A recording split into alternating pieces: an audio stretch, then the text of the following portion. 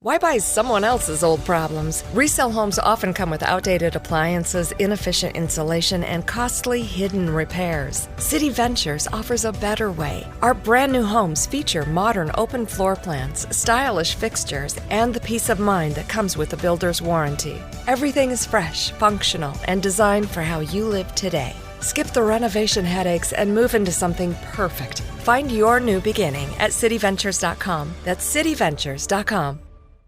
You're right, mate. Just before we get into the show, just wanted to thank you for listening to the show.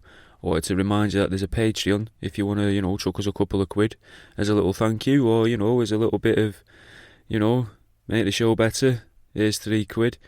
Well, it's up to you, There's also a Redbubble if you fancy some t-shirts in that. There's one with Mothman with his cock out. There's one with Mothman without his cock out. And there's a load of the taxidermy stuff now on t-shirts and quotes from other people that they've said to me online and that when they've been giving me abuse. I'll let you get into the show. Well, let's have the Here's How.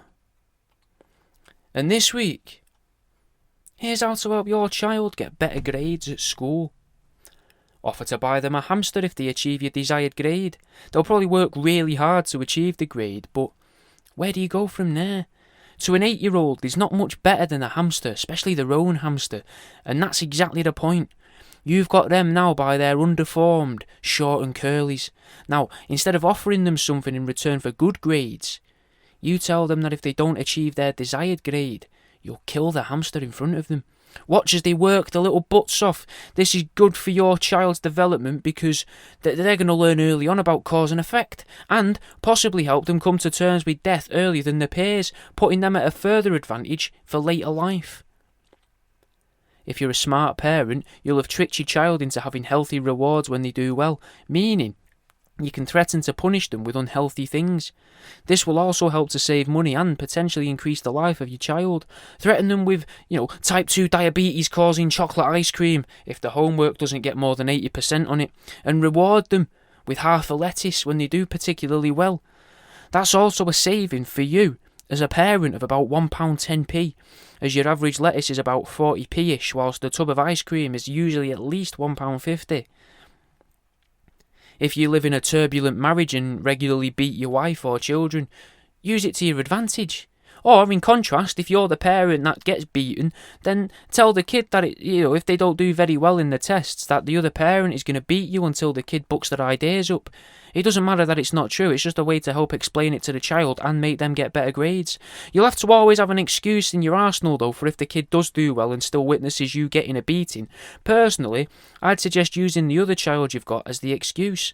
For example, David gets 92% on his test, but little Sarah only got 75% on her spelling test, and now because they didn't get both over, 95%, well, both get over 90%, let's say, you got beaten by them. Get creative with it though, and your kid's bound to exceed all expectations. If your child starts slacking at school or starts making friends and you think it's going to affect their education, start to withdraw your love from the child. Stop telling them you love them. Don't shout them for a tea until the meal's started to go cold. Prepare all their breakfast with piping hot milk to singe their little tongues. If your child is a teenager, you could have 2 bars of soap, one that's been soaked in a chip pan grease or the bottom of an oven dish, and one that hasn't. When the kid does well in exams and coursework, leave the clean soap in the bathroom. When they perform badly, leave the grotty soap out. After a while, comment on how it's really strange that when they study more, they get less spots. Get creative with rewarding your older children. If you have a son who's a bit shy but he's doing well on the schoolwork, you could hang around the school and pay one of the older girls to tell the other students that they think your son's got a big dick. That'll make him feel much better about himself, and now he's smart and confident. He's bound to go on to be a success in life and be able to afford you a decent nursing home when the time comes. If you've got a relative who's ill, frequently tell your child that they weren't very well behaved at school and that they struggled with the schoolwork, and that people who don't perform well in silent test conditions surrounded by a room full of their peers tend to spend a lot of time in hospital in later life. Tell them that if they want to do better at school, they've got to do more chores around the house. Then, no matter how they perform at an academic level, tell them they've done well regardless of how good they do grade-wise. But as soon as they start slacking on their chores, start punishing them and berating them for the low grades. From a young age, make up a character. Whenever anything bad happens on the news or in the local area, and it happens to a kid, claim that it's Tigbiddy Dave, and that he comes for all the little boys and girls that don't do well as what they could do in school. There's a spate of dog thefts. Tigbiddy Dave's taking little boys' best friends away as punishment. A teen dies in a drink driving accident. Tigbiddy Dave messed with the brakes because they weren't getting the target grade. Terrorist attacking your local area.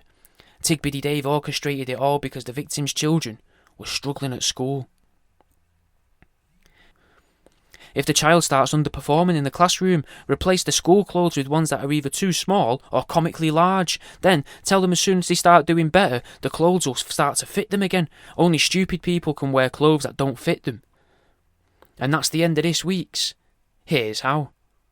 Thanks for listening, man. If you enjoyed the show, give it a share online, share it in your Instagram stories from Spotify, send it to a mate, talk about it on social media, tweet me, mate, tweet me. When I get 2,000 followers on Twitter, I'll be doing a taxidermy giveaway, so, that's something for you, innit? That's a little something. @WorldAroundYou, same as the name of the show. I'll see you in a bit, mate.